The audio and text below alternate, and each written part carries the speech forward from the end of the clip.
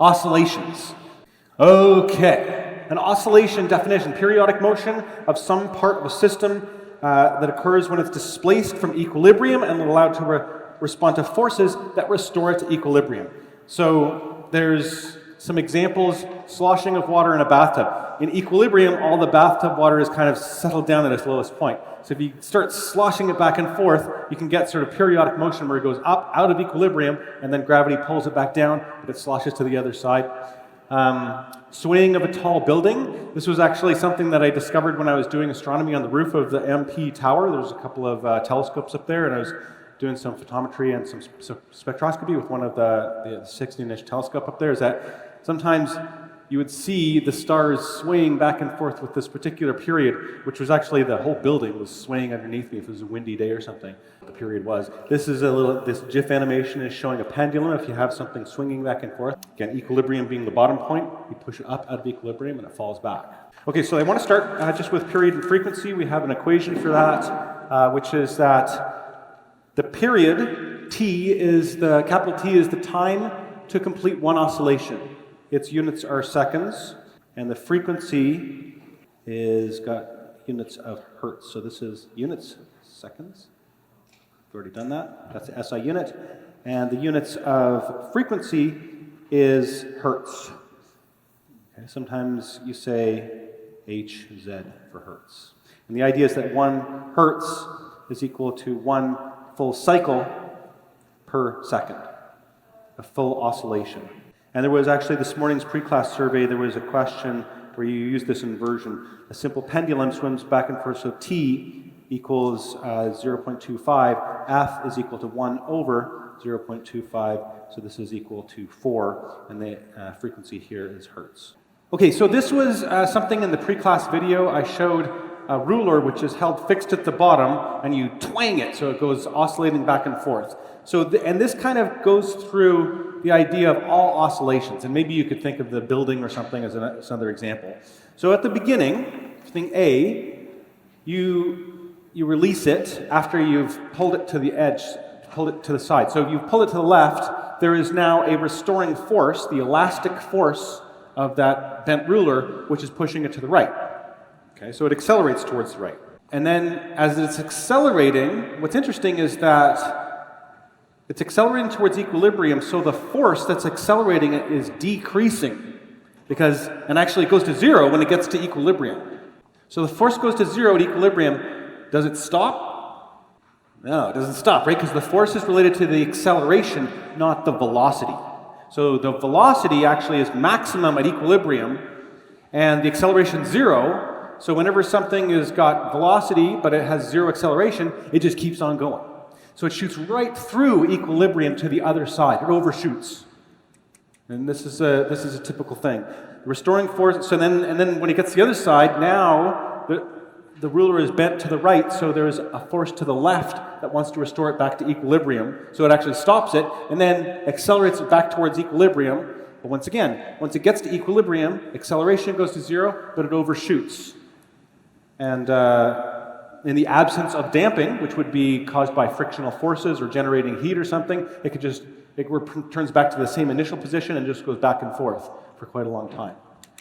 It's all caused by Hooke's law, and this is sort of how they start off. I think it's best to sort of draw it. Here's like a wall, and here's a spring, and here's a mass.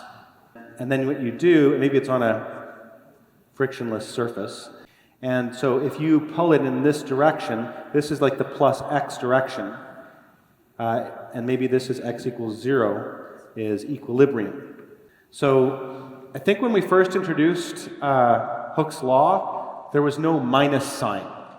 It was just F equals kx. It was a few chapters back. And I think that is good, that's fine, it is the magnitude of the force. This minus sign is trying to remind you that there's a direction. The force direction is opposite of the displacement direction. So if it goes to the right, to plus x, the F is to the left. So this is over here, positive x, and negative. And over here is negative x and positive force. So it's being pulled to the force. Over here in positive x, it's being pulled to the left. Over here at negative x, the spring is compressed, so it's actually it's pushing the thing to the right. And then the force goes to 0 at the center. So unfortunately, it's really, really hard to solve this. And physicists struggle with this one. But you've got, you could try to write it down. You've got F is negative kx, Hooke's law. You can also use Newton's second law and combine these. What do you do here? You just solve A is equal to F over M. And you take this and plug it in. And what you get is A is equal to negative kx divided by m. So it's here. What is that? Well, acceleration is the rate of change of velocity, and velocity is the rate of change of x.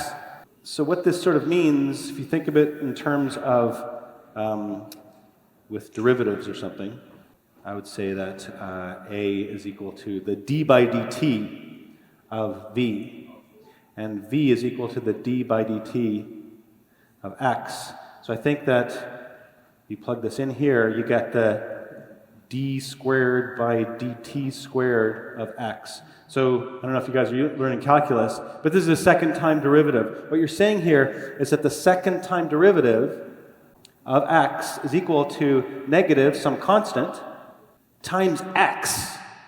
So the slope of x is some negative constant times x.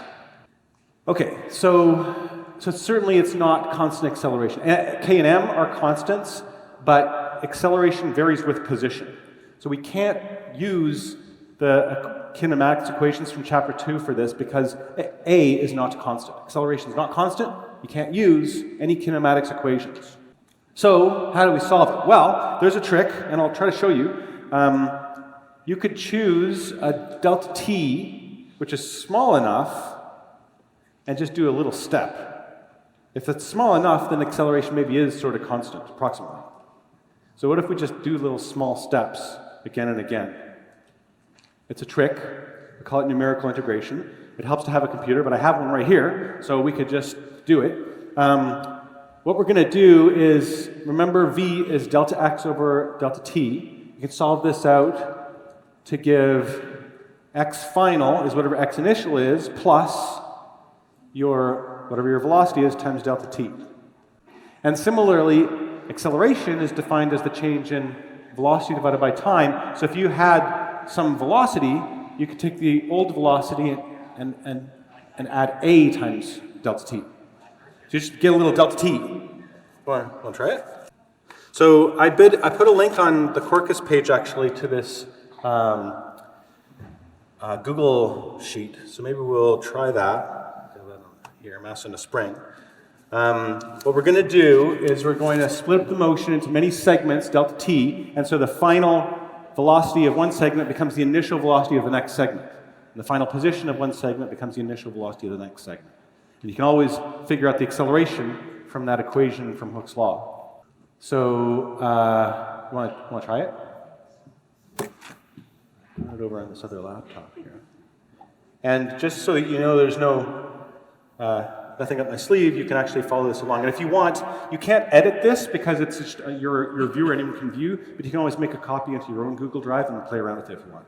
But what is it? So the input numbers are in pink. So the time step here, I'm going to use 0.005 seconds. Pretty short, 5 milliseconds. If I want to make a more accurate simulation, I could just reduce this number. Maybe you do 0.0005 or something. But then I'd have to do more steps to make a graph. K, I've set the spring constant to be 1 Newton per meter. Mass, let's use 1 kilogram.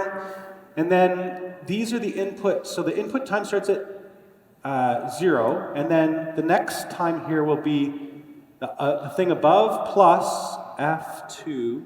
F2 is the time step, right? So if I do Control C and Control V, Control V, Control V, Control V, I get the time just goes up by this time step every row. And then what's this? It starts at 1 meter. So what I'm going to do is I'm going to take the mass, displace it by 1 meter, and then release it from rest. So these are the initial conditions. X equals 1 meter and V equals 0. And I could change these if I want to. But what is this? The new X value is equal to the old X value plus C2.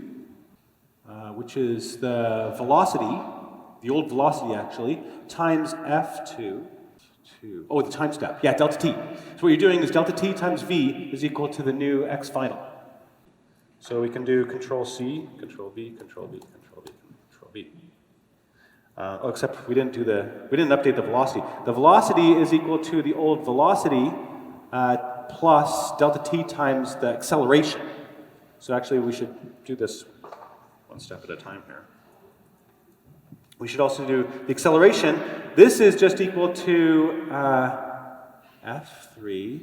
It's the spring constant times the position, x, divided by the mass. That's what we worked out before, negative k, negative 1, kx over m. So anyway, it seems kind of kludgy, but this is what we're going to do. Just don't forget to update all this stuff. And what we're also going to do is make a graph. You can start to see a little graph forming here. So, okay, let's speed this up.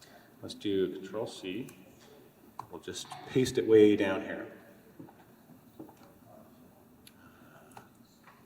Control V. So this just keeps on going here and just plots through it. This x keeps getting less and less, but also the acceleration gets less and less, and it goes down like that. It's sort of this beautiful thing. Does anyone, does this remind you of anything? You've seen a curve like this before? It looks bizarrely like cosine. So nowhere in this did I put a cosine function.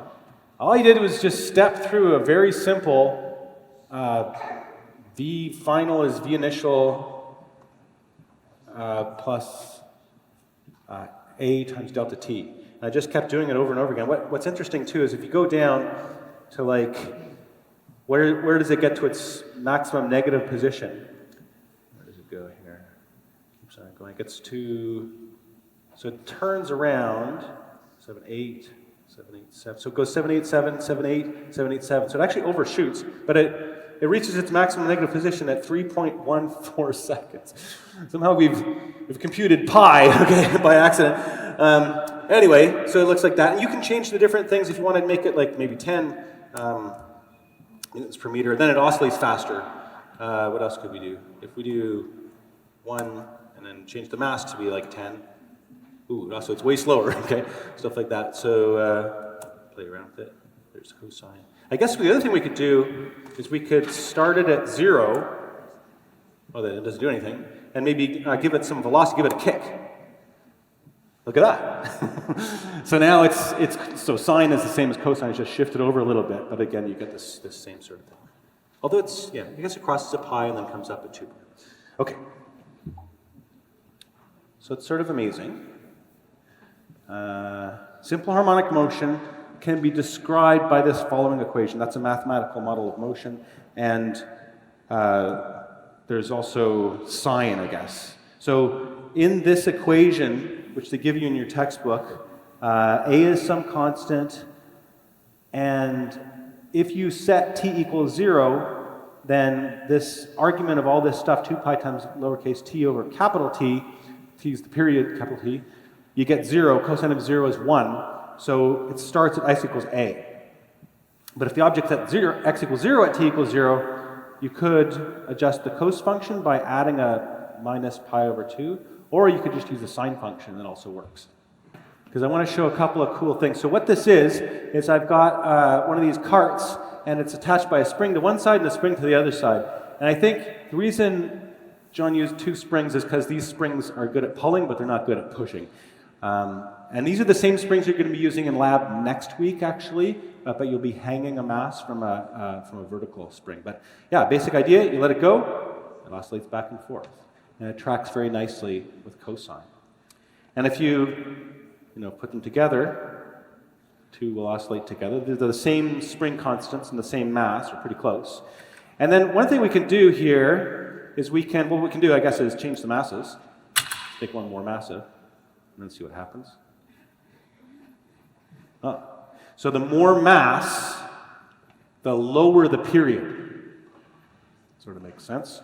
And this one's got a higher period, same spring constant. The other thing we can do, change them back to the same mass.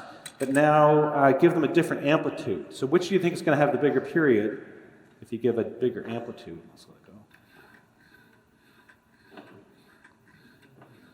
So what's weird about that is that they're the same. This one's moving faster and it's going farther, and you end up with the same period for different amplitudes. Sort of surprising. You see how they're kind of sloshing together? Okay. All right, so that's some of this. It really does seem to work.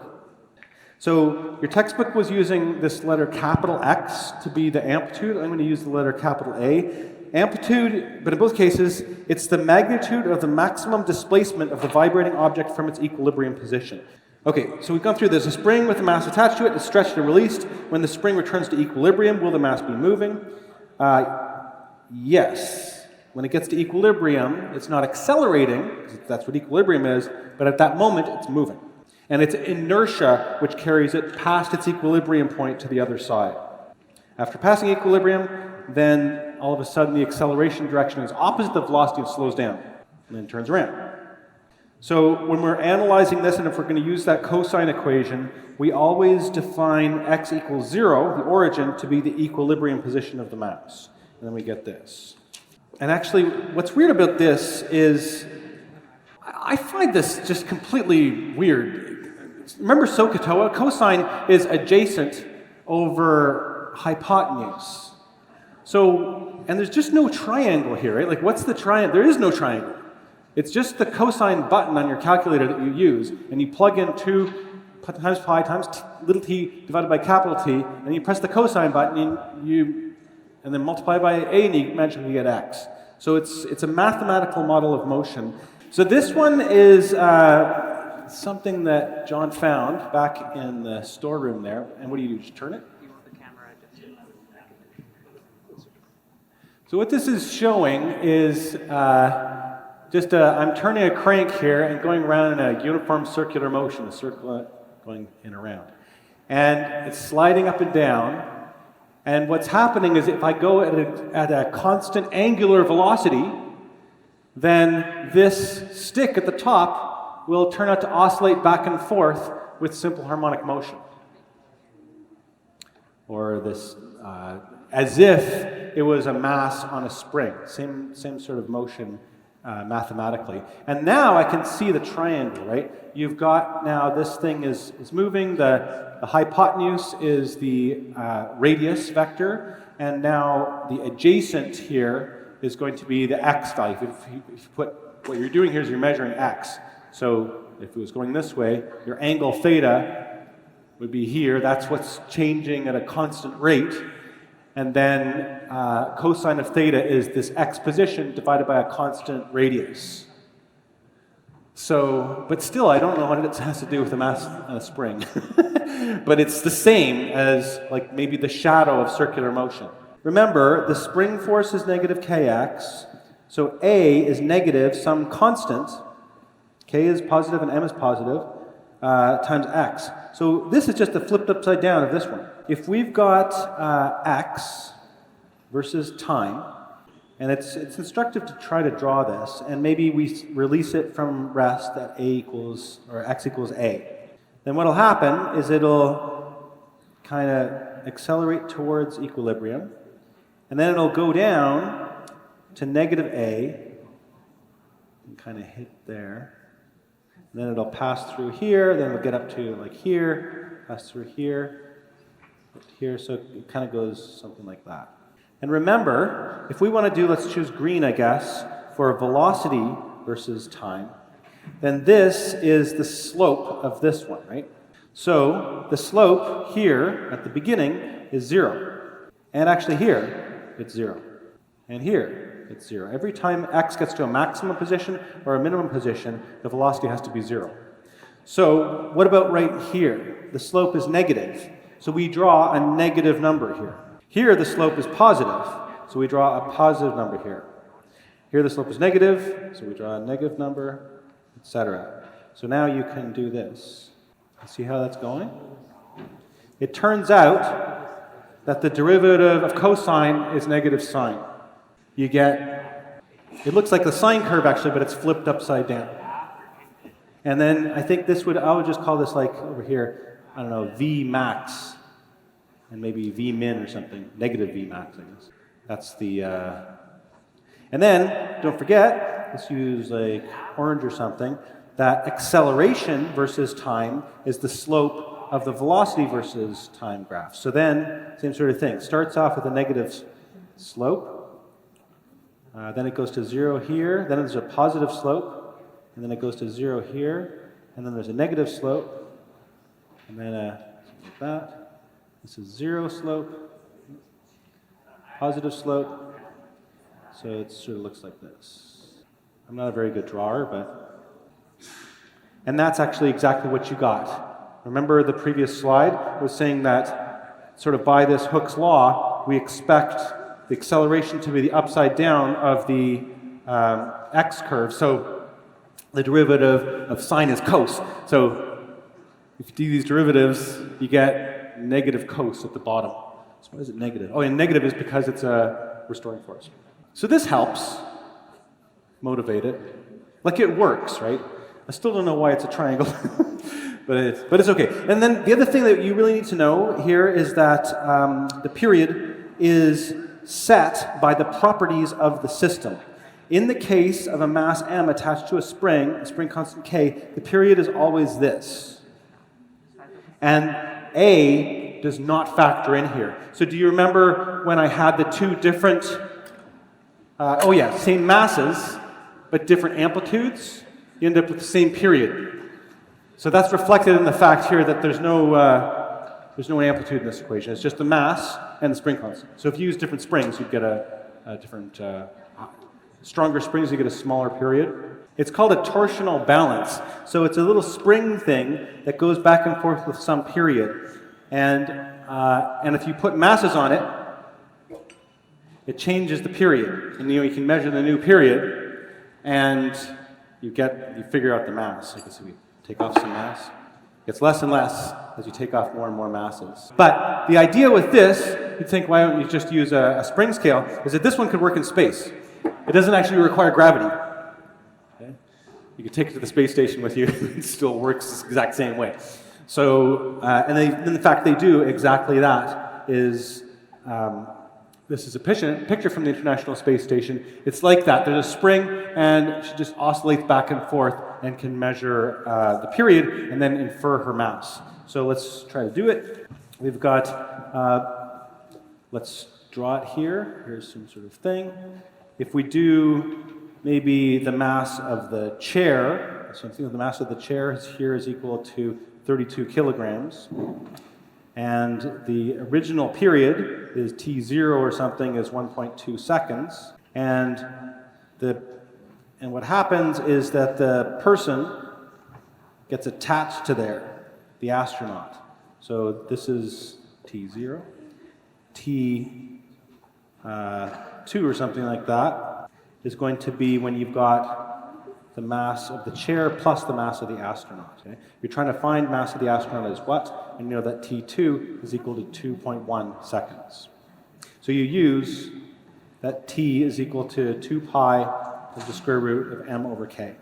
And we'll use this system 1, solve for k, and then system 2 will solve for the mass of the astronaut. Because they never give you the spring constant in this, but you can figure it out pretty easily. So you've got T0 is equal to 2 pi square root of m of just the chair divided by k, and you end up with, you get that k is equal to 4 pi squared, mass of the chair divided by T0 squared. And then for the system 2, you get the period 2 is equal to 2 pi times the square root of the mass of the chair plus the mass of the astronaut divided by k. And you can sort of solve that out. End up with the mass of the chair plus the mass of the astronaut, 0 squared times T2 squared. So I got the mass of the astronaut is equal to the mass of the chair times T2 squared divided by T0 squared minus the mass of the chair. So you get 32 times 2.1 over 1.2 squared. I want to talk a little bit about energy, which is that as this is going back and forth, if you release it from rest, there's a lot of elastic potential energy in the spring, but it's zero kinetic energy. So the total energy here will just be 1/2 k times a squared. If then it goes back down to equilibrium, then the spring doesn't store any energy, but it's going at its maximum speed. So the total energy is 1/2 mv max squared.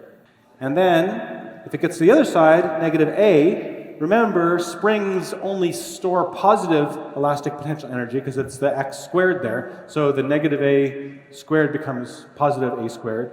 And you've got, again, 1/2 k a squared. So it's the same. So I think these two must be the same. And then when it goes back, again, same sort of thing, 1/2 mv max squared. So we'll talk a little bit more about energy next time, but the idea is that they kind of go back and forth. The kinetic energy being the green curve, it kind of goes to its maximum and minimum, and the potential, elastic potential energy being the blue curve. When you add them up, you always get the same constant energy. All right, this was how I kind of ended last time. This is talking about the total mechanical energy of a simple harmonic oscillator, of an object in, we call it simple harmonic motion. It just means that the motion follows a sine curve, really. Simple harmonic motion, SHM. Everybody calls it that. So there's a mass, and it's moving a lot of the times. So 1/2 mv squared is part of the energy. And then also there's a spring, and the spring stores elastic potential energy 1/2 kx squared. And so as the thing is moving, the energy actually sloshes back and forth between some in the spring, some in the kinetic energy, and sometimes one goes to zero. So this is when v equals 0, if it stops at the ends, then all the energy is at the stored in the spring. And the maximum value of x is a, the amplitude of the motion. So you can, and that's exactly when it stops, right? It's turning around at x equals a or x equals negative a. And then the other thing that happens, this is when x equals 0. When you're at the center, as we were talking about, you're in equilibrium, but you're going actually as fast as you can in simple harmonic motion.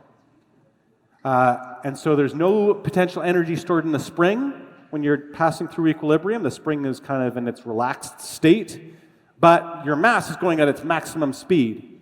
And so these are the same. So you can rearrange this equation, maybe we'll do it in the next slide, to get V max as the square root of k over m times a.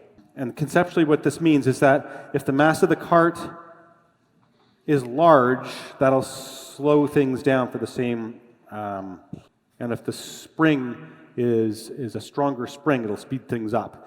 And the way I would do it here is I would say, so this is for all time, at all times. So I guess v is a function of t, v of t, and this is x of t. Do you ever use that terminology? These are functions of time, but these are constants.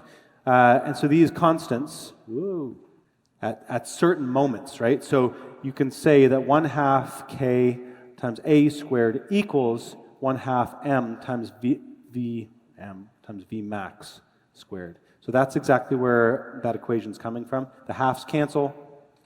You can divide both sides by m. So I get k over m times a squared is equal to v max squared, m divided by m. And then I can take the square root of both sides. And so the square root kind of distributes its way in. So this is equal to the square root of k over m times the square root of a squared, which just equals the square root of k over m times a. And on this side, something squared, square root, you just get v max. This will sort of use that idea. A pendulum that's swinging back and forth, believe it or not, is, I think, in circular motion. It doesn't look like it, but if you think of being on a string that's attached to a point, the string sort of becomes the radius. And you could maybe go all the way around, you'd be on a circle. And even if you're on a little part of the circular path, I still think you should probably use chapter 10 stuff to actually solve this. So this is a bit of chapter 10 review. But you're going to get an equation which doesn't look very good. What's the net torque? Let's do a free body diagram. So it looks like this. Tension, and then you've got mg. And then there's going to be, what are you going to do here, actually? I guess what you're going to do is define the r axis to be towards the center of circular motion. And so actually, so tau net is going to be equal to the tau from tension plus the tau from mg, right? So my thinking is that this tension force, if you look at the force line, if you choose this as being your pivot, it will go right through the pivot point. So I think that this is 0. You don't get torque from the tension force in this diagram, no matter where it is, actually, for any value of theta. So what is important is now you've got the mg, which is acting down, and you draw a force line through there, and now do a perpendicular from here to here. This is the r perpendicular for gravity. So it's going to be, and think about it too, if gravity is pulling down around that pivot, I think it's a clockwise rotation. So you should get a negative number. So I got negative mg times this r perpendicular g. And now I just have to find that. Well, I think that this will probably be theta, and there's L. So I think that if we draw it like this, here's your perpendicular, here's r perpendicular g, here's L is the hypotenuse, and here's theta. It's the opposite. So sine of theta is equal to r perpendicular g divided by L. So it's going to be negative mg times L times sine of theta. And that is going to be equal to, remember Newton's second law for rotation, which is that it's I times alpha. So I times alpha is equal to negative gml sine theta. And then I, what is the rotational inertia? Well, remember that for a particle, which is what this basically is, you've got I is equal to mr squared, and r equals L in this case. It's the distance from the pivot. So you've got m times L squared, alpha, is equal to negative mgl sine theta. So an interesting thing here is that the masses cancel. So whatever it is about the motion of the pendulum can't depend on mass. Next thing is that one of these cancels this, and if I divide both sides by L, I end up with alpha is equal to negative some constant g over L times sine of theta. And so unfortunately this is not simple harmonic motion. Not simple harmonic motion. I thought it was going to be simple harmonic motion, but that's not the equation for simple harmonic motion. Unless you use that small angle approximation, sine theta is approximately equal to theta, and then it actually is. Suppose we restrict a pendulum's oscillations to small angles, less than around 10 degrees. Then we may use the small angle approximation that sine theta is approximately equal to theta if you measure theta in radians. So now we've got that alpha, which don't forget, alpha is equal to the time derivative, second time derivative of theta. So this looks exactly like A is equal to some constant, negative, times x. That was the simple harmonic motion equation. Now we've got the exact same thing. And I've put the rotational inertia in here as well. The solution is that the theta now, that position is equal to A times cosine of 2 pi over capital T times T, where now you can use that constant to figure out the period. And in our case, if we used I as ml squared, you get 2 pi times the square root of L over G. Some of the biology behind this, when you're walking, your arms and your legs kind of swing back and forth almost as pendula. Your leg can be modeled as a simple pendulum with length equal to the distance between your hip joint and the sort of the center of mass of your leg, wherever that is. And so you can get sort of a walking frequency of 0.7 hertz if you use 0.5 meters, which is sort of pretty close. It sort of gets you walking speed pretty easily. Like multiply that times how long your step is, get a walking speed. Longer, but the idea is that longer legs would have lower swinging frequencies. And so like a giraffe or something walks with these long strides, large period between them. Whereas like a small dog or something, if you see them going along, or a little bird or something, you'll see the period between footsteps is much less. They're taking a much higher frequency of steps. Okay, here's a question which comes up a lot is when you have to use half of simple harmonic motion. And so you'll see a lot of questions even on the assignment 9, which is out now for chapter 16. What's going on is something is happening in simple harmonic motion and you're using the period in some tricky way. So this is from Star Wars. Luke and Leia have a combined mass of 120 kilograms. They both grasp a rope of length 30 meters that is attached to a beam above them, and the beam is halfway across a horizontal gap. So we need a diagram here. Here's the gap where they could fall down to their death, which is 10 meters from here to here. And here they are over on this side. And I think what they want to do is swing kind of Tarzan style over from one side to the other side. Oh, sorry, from this side over there. So somewhere over a beam, this is the beam, is here, and they have a string that they want to hang on to. And it has some length L, 30 meters, L equals 30 meters, attached to the beam, and they're going to go, yay, swing over to this side. Sort of like a pendulum. So we're going to, the question is, if they start from rest, V 0 equals 0, and swing down and up, just reaching to the other side, how long does it take? And you can't really solve this using constant acceleration. Because if you model out mg, what will happen is they're on this curved circular path, and so the theta will change the entire time. They'll have zero acceleration at the bottom, and then they'll be slowing down on the way up. And so acceleration is not at all constant, and you just can't work this out. But you could use simple harmonic motion, as long as theta is less than 10 degrees. So maybe we should check that. Model this as SHM. So we could check that. So what that would be is swinging back and forth all the way would be a period. And so they're just doing half a period. You follow my reasoning? So going to safety, a one-way trip, would be t over 2. One-way trip, t over 2. So what you do is you just use this. 2 pi times L over g. That's the pendulum equation. Pendulum period. And you have, we're assuming that they're on Earth. So g equals 9.8.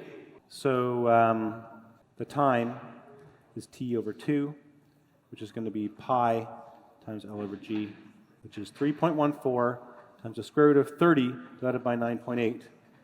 And you get 5.5 seconds. So let's check. Is sine theta approximately equal to theta? Okay. So let's actually figure out what theta max is here. Theta max is the worst case scenario. And it kind of looks like this. This is 30. And this, I think, is, I wrote 5 meters. Where does that come from? Half the gap. So I think that you could check sine of theta max is opposite over hypotenuse, 5 over 30, which is theta max is sine to the minus 1 of 5 over 30. When I type that into my calculator on degrees mode, I got 9.6. So that's degrees. So that's less. And you can also, what you can do is you can compare in radians, if you theta max in radians, compare that to what sine is, and they're pretty close. So you get less than about a 0.5% error in the period, assuming sine theta. And the thing is, we can't solve the one with sine theta. I don't know how to solve it. You have to use numerical integration, really. So this is an approximation. But if you're using 2 significant digits, then if you have less than 1% error, then it's 3 significant digits, you'll probably be wrong. So that's where the 10% comes from, is how many significant digits you want. Hooke's law is only obeyed if a spring is stretched or compressed a little bit. Same spring, but different mass. I've got a 500 gram mass versus a 200 gram mass, and they're the same spring. So if I hang them, what's kind of cool is that, whoa, one of them drops down to a different equilibrium point. So once they're at equilibrium, they don't want to move. So now the spring force is equal to the gravity force, and they just sit there. That's equilibrium. So if I displace them from equilibrium a bit, bring them up, and release, now they oscillate in simple harmonic motion around the old equilibrium position. They just keep flying through equilibrium to overstretched and understretched. And the more massive one has the longer period. And the less massive one, same spring constant, has a a shorter period. Because remember, it's 2 pi times the square root of k over m. And so, yeah, longer m, maybe m over k, right? Square root of m over k. Bigger m, bigger period. And what about this one? These are the same masses. Same mass, 500 grams, different springs. 500 grams, but different springs.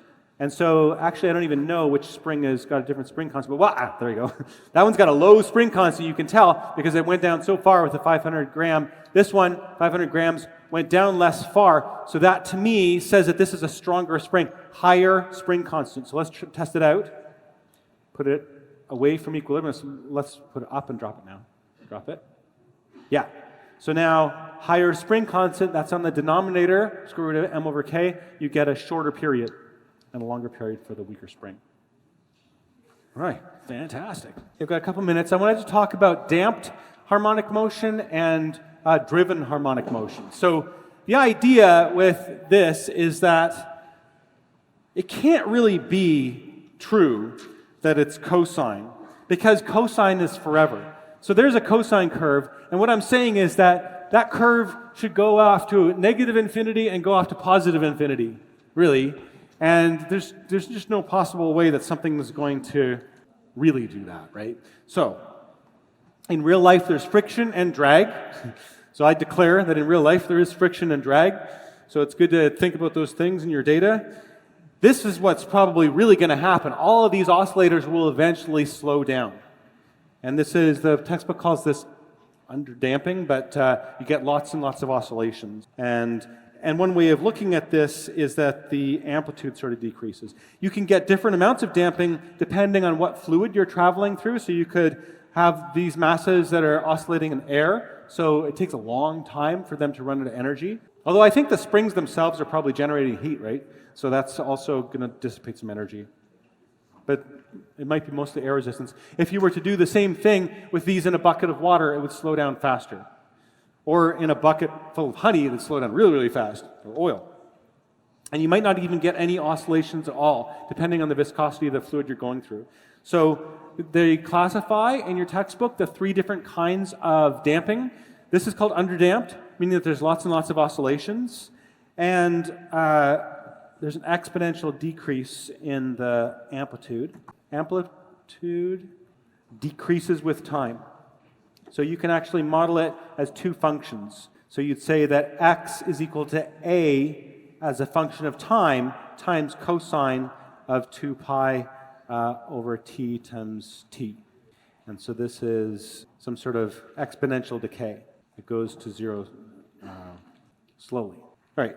And then there's an overdamped system where it takes a long time. This is maybe the honey situation, where the spring doesn't have enough force to really get it back to equilibrium. It approaches equilibrium, but at some point it just sort of slows down and stops. And then the critically damped system, the oscillating object returns to equilibrium in the shortest time possible without producing any vibrations. And when you have springs on the bottom of your car, they will actually, those are the shock absorbers, or even in a lot of these fancy mountain bikes, they actually purposefully put the springs in a piston that contains oil to try to get it to this critically damped situation. So you don't want to return to equilibrium without bouncing along too much every time you hit a bump. If you have an oscillating system, when left to itself, oscillates at a frequency f0. That's called the natural frequency. Let's say you have a small periodic driving force. One of these masses, for example, I just hit it at some frequency. Well, if I adjust the frequency to be the same as the frequency of the oscillator, then it gets, bit by bit, higher and higher amplitude. And so that's called resonance. This is actually something that, again, I have experienced in the playground. I don't know if you've ever tried to push yourself on a swing. If you swing your legs at the same frequency, your natural frequency, then bit by bit, your amplitude increases and increases. If you just shake around at any old frequency, it doesn't work. So your external driving frequency, if it matches the natural frequency of the system, you can get a dramatic increase in amplitude, and that's called resonance. And it can be bad or good. This is a bad situation of resonance, where you've got gusts of wind, which are caused by some sort of fluid turbulence, which are naturally periodic. as there's big circles of wind that's interacting with this bridge. And there's a natural frequency of the bridge. It's a suspension bridge, so it acts actually like a pendulum, and it has its own twisting frequency as well. Well, one of the natural resonance frequencies of this bridge matched the driving frequency of the gusts of wind, and the whole thing ended up collapsing. Now we're getting into waves, section 16.9. I said last time that 2 of the 5 senses depend on waves in order to work. That's sight and sound. And what's interesting is that sound is a longitudinal wave, which is something we'll be talking about. The vibrations of the air particles happen parallel and anti-parallel to the direction that the sound energy travels through the air. And with light waves, what's actually going on is you're changing the direction, the strength of the electric field and the magnetic field. And the electric field and the magnetic field oscillate actually in a direction that's perpendicular to the direction that the light wave travels. The energy from the light travels perpendicular to both of those planes. So it's considered a transverse wave. Because there's nothing really oscillating, it's just the electric and magnetic fields. So this is more like sort of what you might picture, like a water wave or something going by. A water surface of water does form waves. And it's in the same chapter as oscillations, but it is quite different. An oscillation is when you have one object that is oscillating back and forth. But if you have many objects with many neighbors, or each with its own neighbor, I guess, on one side and the other, then you can have energy being transported through all those little particles. Water waves, light, which is an electromagnetic wave, and sound are all examples of waves we studied in this course. And it is kind of 2-dimensional or 3-dimensional, depending. There's a kitty who's licking the water, and so the cat's tongue is the source of waves, and then the waves spread out from that point. So it's like a point source, and then you have circular wave fronts that spread out. I guess you can also see this if you throw a rock into a pool of water. You will see the waves in these circles spreading away from that central location. So we have a few things going on. We have what are called these ripples, which we're going to call wave fronts. We have the source, which is where the energy is coming from, and some sort of oscillation is happening there. And then the medium. So the medium is whatever carries the wave. So this is sort of similar, a beach ball being dropped on surface, a very still surface of water. There's a top view, there's a side view. What's really going on is a wave front is a little bump, but it's a bump in all these directions. It looks like a circle, and you get these concentric circular wave fronts that all expand out. Concentric meaning they all have the same center, which was that source, and they all expand away from that center point. Circular wave fronts. So here in this room, sound waves, for example, or light, are actually 3-dimensional spherical wave fronts. Quite a lot more difficult to draw, but you just got X, Y, and Z, maybe a point sound source or something, which is producing these spherical sound waves. So what I'm trying to actually draw here is each wave front now would be, sound is a pressure wave, so if you wanted to plot pressure versus distance x, it would go up and down and up and down and up and down with some wavelength. And these crests would be moving away. And the same thing would happen up on this y-axis, okay, up, or any direction. Anytime you do any line which is going away from the sound source, you'll see that the pressure goes up, down. And these concentric spherical wave fronts are just all the points, neighboring points which have a maximum pressure. And then in between two of those wave fronts, we have a minimum pressure. That's how sound travels. And the whole thing travels at the speed of sound, 344 meters per second, away from the center. So a wave front is the locus, the connected surface of all the crest points at which the disturbance of a wave is at a maximum. Spherical wave fronts of sound spread out even uniformly in all directions away from a point source. So that's the interesting thing about these waves, is that they start off small spheres, and they end up large spheres, with carrying the same amount of energy. So as these spheres get larger and larger, that energy gets spread out over a bigger and bigger area. And that's why farther things are quieter. And this also applies, the same sort of reasoning here applies to light. We'd have maximum electric field and minimum. So that's true of both transverse and longitudinal waves. The difference here is transverse waves, there's a direction of vibration which is perpendicular to the direction of energy transport. The medium vibrates perpendicularly to the direction that the energy goes along in space. We'll try to send a wave. Yeah, so there's a transverse wave. It even reflects off the end. Let it go back and forth. But if I shake it, I send a wave that travels along. So what it really is that it's a lot of little rods that are connected by a torsion cable or a torsion wire along the center. So it's kind of a lot of fun. What if we send up so many waves? I think we can get kind of a standing wave there. It's kind of high frequency wave. I mean, the other thing that I can do, I don't have to shake it continuously. I could just send one pulse, right? Pulse. It never goes. And then the pulse reflects back. Or I could shake it really slowly. Let's do that. Kind of get this cool sort of standing wave thing.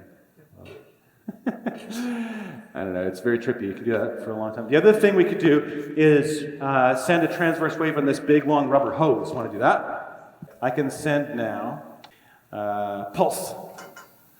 In fact, you guys probably get a kind of cool perspective on that from over there. But so I send it up. And what's actually interesting is that you end up with a negative reflected pulse. We'll talk about that at the end of today's class, because where John has tied the knot on the end there, it remains a fixed point. So if a wave pulse, upward wave pulse hits it, it sends a negative pulse backwards. If I send a negative pulse, then you get a positive reflection.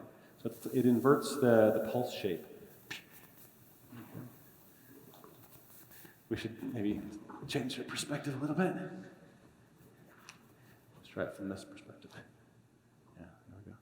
And then the other thing I can try to do is make a standing wave again. So a standing wave is when you just shake it with some sort of sinusoidal oscillation. It's almost like skipping. So that's what is called the fundamental mode. And then you can get a standing wave which is twice that frequency, like that. And then what's interesting is you have, I don't know if you can sort of see about halfway along, there's a point where it's not really shaking much at all. It just sort of goes, it's called a node, where it sort of turns, but it doesn't move much.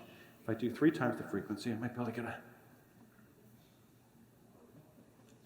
a third harmonic there. Let's try that. Do it from this perspective. So again, fundamental mode is a certain frequency. That's usually when you pluck your guitar, that's the main frequency you get. There is something called the first harmonic. They call this, this is the second harmonic.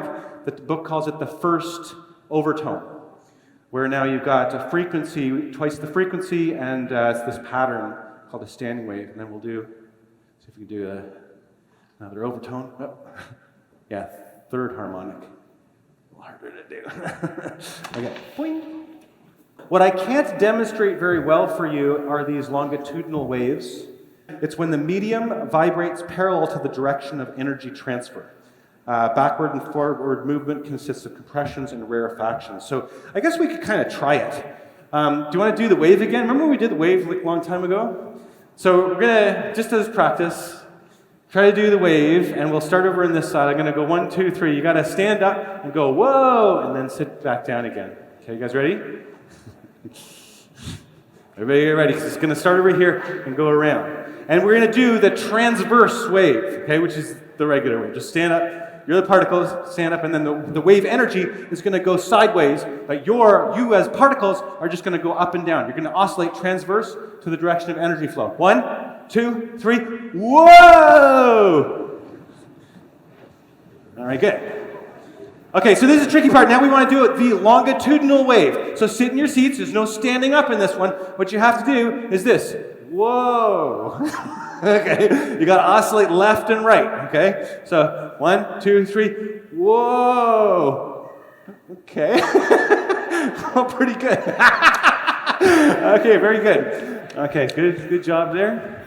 So it looks like this in terms of, this is kind of a zoomed in animation showing how a sound wave might look. You've got a lot of air particles, and what's happening is they're all kind of oscillating because of the speaker on the left-hand side, which is pushing and creating a compression, and then it's going to the left and leaving a gap, which is called a rarefaction. And so you get higher density, lower density, higher density, lower density, and those propagate along at the speed of sound, very, very quickly, actually. Like say, in real life, these compressions would be moving away from the speaker, all at this speed of about 1/3 of a kilometer per second. So, and then what happens is that if far away you have an eardrum, then that will start to oscillate as well because of a high pressure, low pressure, high pressure, low pressure. It'll oscillate your eardrum, and that sends a signal into your ear, into your mind, and then you can hear the sound. Now I want to do a snapshot graph and what's the other one? History graph. Okay, what are the differences here? So yeah, this is the trick. So one of the hard things about waves is that there's actually 3 things going on. There's Y, there's X, and there's T. So what I mean there is that I shake the hose up and down, but the hose is stretched out, the medium goes from left to right, and you have to plot it versus time. So it's kind of hard to plot, because we only plot in 2D. So the way you do it is you either plot a snapshot graph, which is Y versus X, like that's what it really looks like, or you can make a history graph, which is this delta Y versus T. So let's go through it again, a little more slowly. Snapshot graph. It's literally like if you were to take a picture of the wave at some instant of time. You pick a time, and then you say, what does the wave look like at that particular instant of time? So it's delta Y versus X. And what will happen is if you choose subsequent times, you will see that same wave moving along. And if the wave moves from left to right, then it would, the first edge would hit sometime and then hit this X1. So what I'm going to do is make a history graph, kind of conceptually hard. So the history graph's a little harder to picture. So a snapshot graph is I choose a value of T and then I show delta Y versus X. A history graph is I choose a value of X and then I show delta Y versus time. So what it means is I've got a stopwatch and I'm measuring these different instants of time. Let's think about the particle that sits at X1. So it's always at that same X position of 1, but then the wave comes along and it goes, uh-oh, here, I'm on a wave. I gotta go up now, here's my delta Y, I go up, and then I come back down. And so if you're keeping track of where that particle is at different times and plot delta Y versus T, well, it's kind of interesting. The first thing that'll hit will be the leading edge, right? So I think what I tried to show here is that this is a little steeper. The leading edge is steeper than the trailing edge. So it first gets hit with this leading edge at a low time, then later on it hits the maximum, and then as time goes on, for later and later times, it goes down the shallow edge there. So it gets flipped. So this is T1, this is T2, T3, T4, those 4 different times that I listed there. So this is a graph that shows delta Y as a function of time at a single position in space. So this is like the leading edge is the first thing that hits you, and then the trailing edge is the last thing that hits you. So later things go to the right on a history graph. And what's interesting about this is that if you have a wave that's traveling from left to right, the snapshot graph tends to look flipped to the history graph because of this trailing edge, earlier times and later times then. Okay, so this is one shape. It's a triangle kind of thing. What we want to get onto next, if we want to talk about wavelength and frequency and all that stuff, is we have to move on to what are called sinusoidal waves. A wave can have any shape. I could do up, down, all kinds of shapes, but cosine is a wave shape. So if I shake the end with what's called simple harmonic motion, then I'm going to get what's called a sinusoidal wave. And there's a crazy big long equation for it here, but it still uses capital T for the period. Remember, capital T was the period of simple harmonic motion. I guess if you were to do the wave here and you were to continue, stand up and down, sit down with simple harmonic motion, you could be part of a wave, and you would have that your period would be the period of the wave. It's the time to complete one vibration of a point in the medium anywhere along the wave's path. And the frequency is 1 over that. The amplitude is very similar to simple harmonic motion. It's just how far you are away from equilibrium, either up or down. And now we have something called the wave speed. So that's the speed of this energy as it's traveling along. You take the distance it can go and divide it by the time it took to go that distance. It's not really a thing that's moving at that speed, but it's like the speed of the pattern. It's not the speed of you, right? Because you're just oscillating if you're the particle. These are actually the velocities of all the particles in the medium, right? They're going down or up, or maybe they're at a turning point, so their velocity is momentarily 0. This is a snapshot graph of a wave on a string, a sinusoidal wave on a string with vectors showing the velocity of the string at various points. As the wave moves along the x direction, the velocity of the particle in the string is in the y direction, because it's a transverse wave. All right, so again, there's an animated GIF just showing the wave pattern remains the same shape, actually, and it just travels from left to right. As all the individual particles anywhere along the string oscillate up and down as the wave passes. So we've gone through these a little bit. Amplitude is the maximum value of the wave disturbance. Oh yeah, wave speed. This is important. You can get the wave speed from the wavelength, which is lambda. It's a Greek letter. Is this letter. It's the distance between crests. And you divide it by the period and you get the wave speed. So this morning we had a water wave has a distance between adjacent crests of 2 meters. That is equal to the wavelength. The speed of the waves is v, and that's what is the frequency. So you can use just that the v is equal to lambda times f, and so f is equal to v divided by lambda. It's 1 meter per second divided by 2 meters, and you get f is equal to 0.5, and it's just seconds, 1 over seconds. Kind of hard to picture a longitudinal wave. We had the transverse wave where I had that big rubber hose and I was creating a pulse that was flying along. Well, I can create a pulse in this by making a kind of a compression wave. So this is a longitudinal wave. It's just a slinky hanging up from a bunch of strings here. There's another pulse. And it reflects off the end, which is kind of interesting, and then goes back and forth. But it makes a cool sound too. You can kind of see a compression, and it's usually followed by a bit of a rarefaction where the coils are a little farther away from each other. I don't know if I can get a standing wave going. There is such a thing as a longitudinal standing wave, but it's a little hard to actually get it at the right frequency. Okay, so I wanted to talk about interference of waves. The particle model of things is that two particles can't occupy the same place at the same time. So here's a motorcycle made of particles and a wall made of particles. If you crash into the wall, the motorcycle doesn't just pass through the wall. But waves, pass right through each other. So here are two waves that are going towards each other. They just pass right through each other, almost like ghosts or something. And when two waves do occupy the same position at the same time, the resultant disturbance is the sum of the disturbance of the two waves. And you can kind of see a blue dashed line and a red dashed line showing the underlying waves that are adding to form the dark black line, which is what happens on the actual string. So this is called the superposition principle.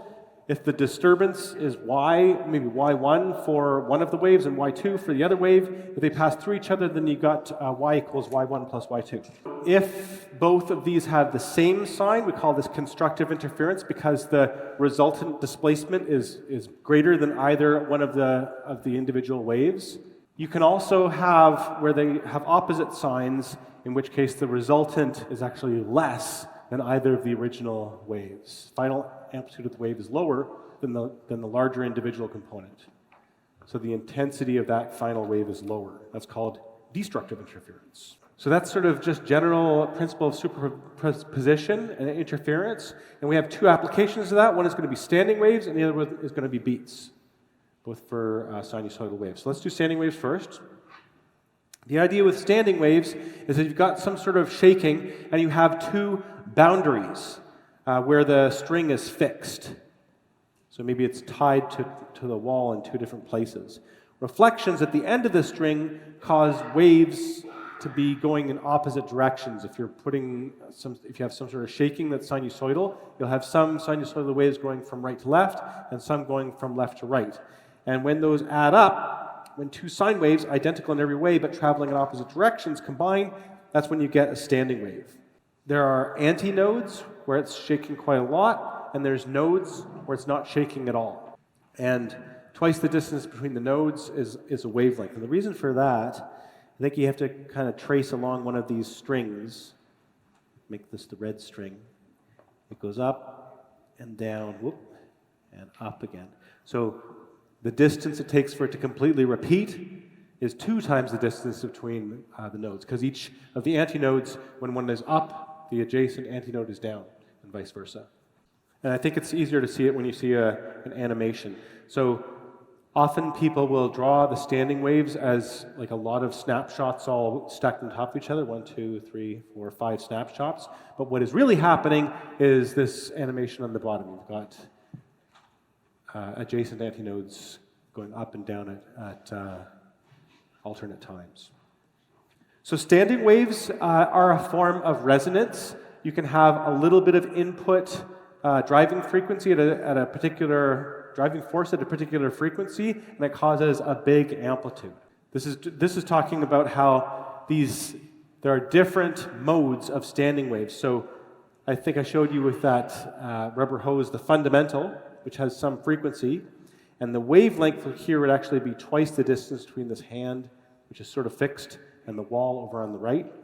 The second harmonic has a node in the middle, and these forced nodes at the ends. And the third harmonic has 2 intermediate nodes. So in resonance, there's some natural frequency that an oscillator wants to oscillate at, and that's set by the properties of the system. And there's also a driving frequency that you choose. And if you match the driving frequency to the natural frequency, then the amplitude goes way up. Well, the same thing is true for these standing waves, except that there are multiple natural frequencies now, depending on the different modes. So there's a fundamental frequency, there's that second harmonic, third harmonic, etc. And all of those are specific resonances. So if you try to drive it somewhere in between 2 of these resonance frequencies or standing wave frequencies, it doesn't really make a standing wave, it just kind of makes a big jumbled mess. And numerically, basically, once you know what the fundamental frequency is, then all the other frequencies are just integer multiples or whole number multiplied times times the fundamental frequency. So, for example, with this one, if this was a 20 hertz frequency, and you said that's the fundamental frequency, you'd say F1 is 20 hertz. And then automatically you'd know that the second harmonic is at 40 hertz, and the third harmonic is at 60 hertz. The fourth harmonic would be at 80 hertz, etc. You just take that 20 and multiply it times the harmonic number. And what's kind of interesting about that is that it all kind of sounds good together. And these are, if you've heard of the word harmony, it actually comes directly from this. These harmonics, which are integer multiples of the fundamental frequency, when you have a particular string, like a guitar string, it's actually oscillating in all these modes simultaneously, and your ear can pick up all these different frequencies, and it kind of sounds nice. Next up then is beats. What beats are is periodic variations in the loudness of sound due to interference. It then occurs when two waves are similar but not equal frequencies are superposed. So, and there's a beat frequency. So, probably fun to just do it. It's these two tuning forks. So right now, I think they're set to be the equal frequency. So there's one tuning fork. Oh, it somehow got the other one going. And that one. They get each other going because of the same frequency, so they're kind of resonating with each other. But there's no beats because they're the exact same frequency. But I can change the frequency of one of them by just adjusting one of these masses a little bit. I don't think you'll be able to hear the difference much. Sounds about the same, but when I now sound them together, maybe that's too much. Let's put it back almost the same.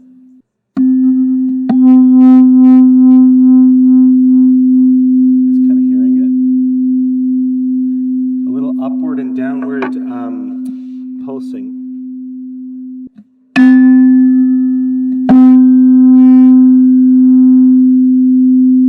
That's pretty close, almost like 1 hertz now or something.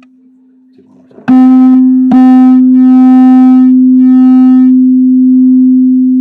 Sort of hear it. Okay.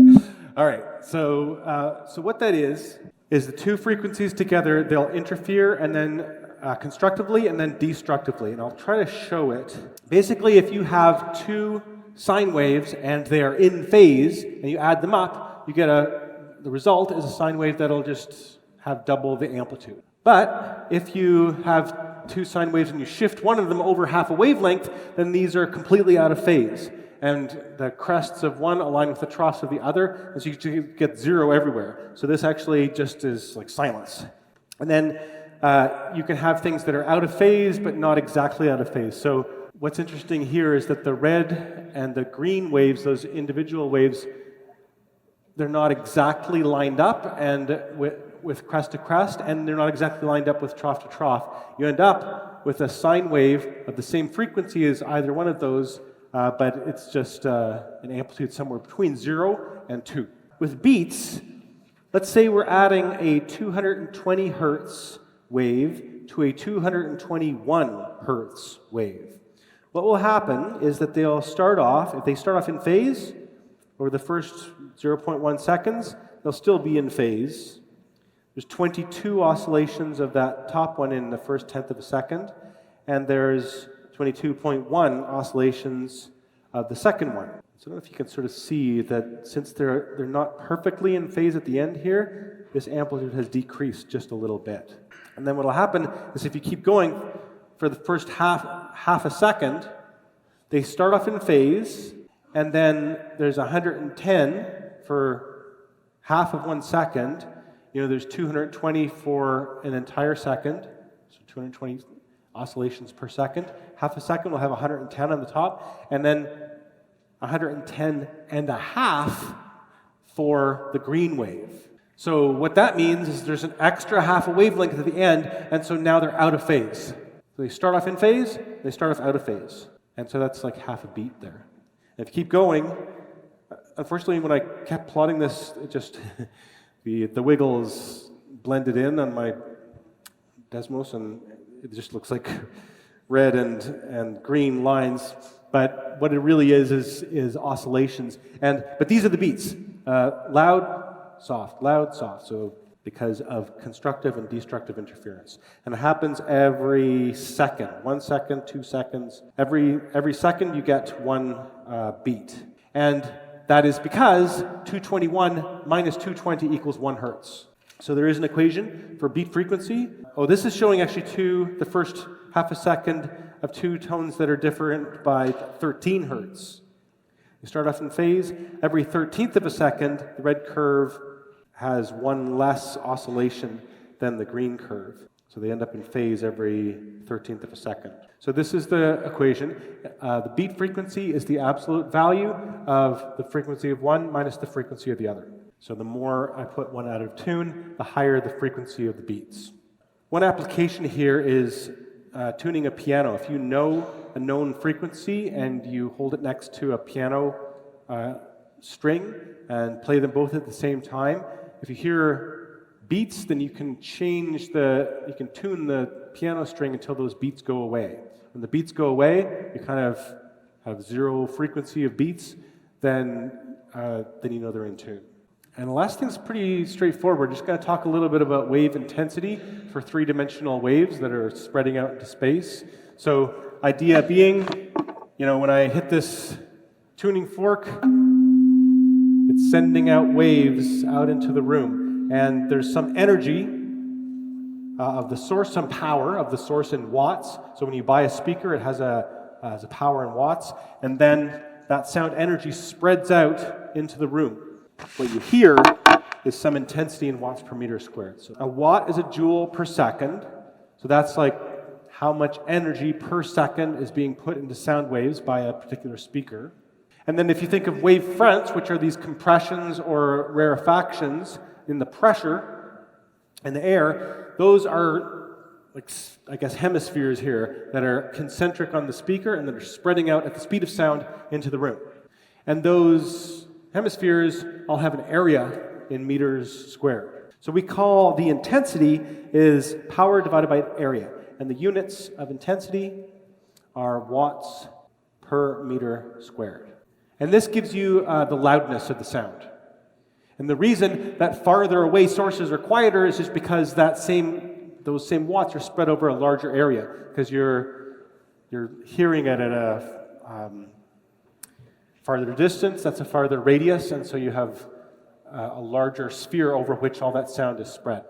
So intensity of a wave is the average power it carries per unit area. So at a distance r1 from the source, the intensity is I1.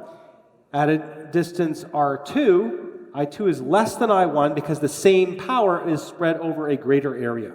And since the surface area of the sphere is, I think it's 4 pi r squared, then when the intensity, which is 1 over that, the intensity, which is the power divided by the surface area, intensity drops as 1 over the distance squared.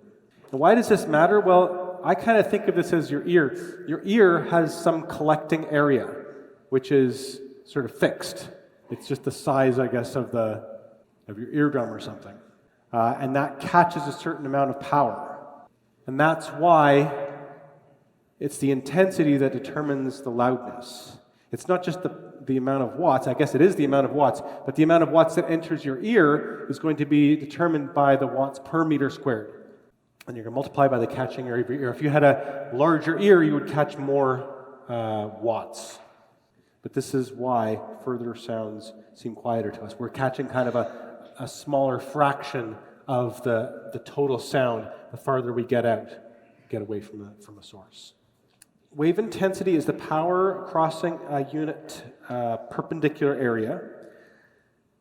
So we've been talking about a point source and a spherical wave fronts that spread the intensity out over larger areas.